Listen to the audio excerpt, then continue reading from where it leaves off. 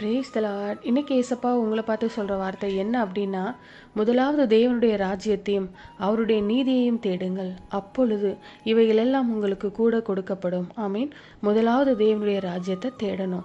First preference எதுக்கு கொடுக்குறோம்? நிறைய பேர் இன்னைக்கு எதுக்கோ இம்பார்ட்டன்ஸ் கொடுத்து அதை தான் முதலாவது வச்சுருப்பாங்க, அதுக்கு தான் முக்கியத்துவம் கொடுப்பாங்க. ஆனால் முதலிடம் ஆண்டவருக்கு தரணும். ஆண்டவருக்கும் அவருடைய வார்த்தைக்கும் முதலிடம் கொடுக்கணும். தேவனுடைய ராஜ்யத்தை தேடணும். அவருடைய பிள்ளைகளாக சாட்சியாக இருக்கணும். அதுக்கு தான் முதலிடம் கொடுக்கணும். அப்படி கொடுத்தீங்கன்னா எல்லாமே உங்களுக்கு கூட கொடுக்கப்படும் அப்படின்னு ஆண்டவர் வாக்கு கொடுக்குறார். சிலருக்கு பணம் நிறைய வந்த உடனே ஆண்டவருக்கு முதலிடம் கொடுக்கறத விட்டுறாங்க.